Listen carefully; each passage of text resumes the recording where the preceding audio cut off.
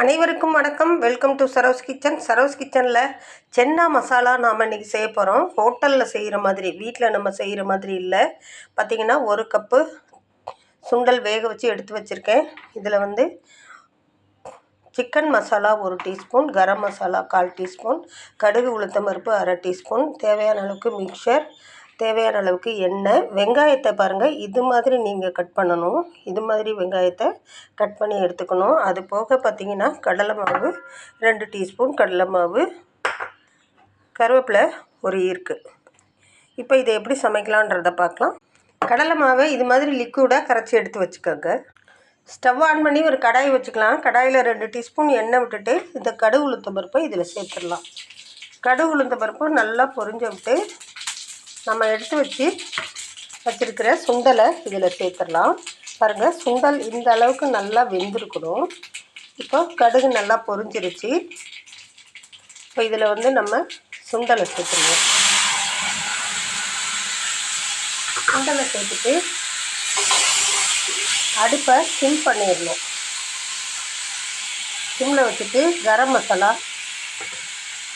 Chicken masala, உங்கள்கிட்ட mutton masala இருந்தால் கூட நீங்கள் அதை சேர்த்துக்கலாம். இப்போ இந்த எண்ணெயிலேயே இந்த பச்சை வாசனை போக வதக்கி விட்டுக்கலாம்.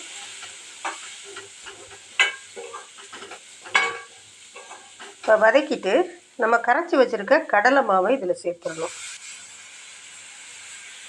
இதுக்கு தேவையான அளவுக்கு நம்ம தண்ணி சேர்த்துக்கலாம். கடலை மாவு உடனே திக்காக ஆரம்பிச்சிடும்.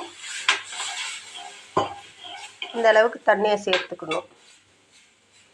தண்ணியை சேர்த்துட்டு இதுக்கு தேவையான அளவுக்கு சால்ட்டு, நம்ம சுண்டல்லையே சால்ட்டு சேர்த்துருப்போம், அதனால் கொஞ்சமாக இதில் சால்ட்டு சேர்த்துக்கலாம்.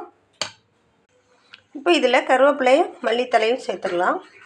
இது தேவையான அளவுக்கு நல்லா திக்காகிடுச்சு. இதுக்கு மேலே இதே திக்காகக்கூடாது. ஸ்டவ்வை ஆஃப் பண்ணிடலாம். இது ஒரு ஈவினிங் ஸ்நாக்காக நீங்கள் சாப்பிடும்போது ரொம்ப ரொம்ப டேஸ்ட்டாக இருக்கும். இதில் வெங்காயத்தை இது மாதிரி பச்சை வெங்காயத்தை தூவிடணும். தூவிட்டு இது கூடவே நம்ம மிக்சரை தூவி விட்டுக்கணும் தேவையான அளவுக்கு. இது ஒரு டேஸ்ட்டான ஒரு ஈவினிங் ஸ்நாக். இது ஒரு ஹோட்டலில் பார்த்திங்கன்னா இதை சாப்பிட்றதுக்காகவே நிறைய பேர் வராங்க. சென்னா மசாலாவே வாங்கி சாப்பிட்றாங்க. ஒரு பிளேட் பார்த்திங்கன்னா இது 50 ருபீஸ். இப்போ நம்ம வீட்டிலையே செஞ்சுருக்கோம். நல்லா டேஸ்டியாக நம்ம குழந்தைகள்லேருந்து எல்லாருமே சாப்பிட்லாங்க. இந்த வீடியோ உங்களுக்கு பிடிச்சிருந்துச்சுன்னா லைக் பண்ணுங்கள், உங்கள் ஃப்ரெண்ட்ஸ் அண்ட் ஃபேமிலிக்கு ஷேர் பண்ணுங்கள், கமெண்ட் பண்ணுங்கள், சப்ஸ்கிரைப் பண்ணுங்கள். மீண்டும் ஒரு நல்ல ரெசிபியுடன் சந்திக்கலாம்.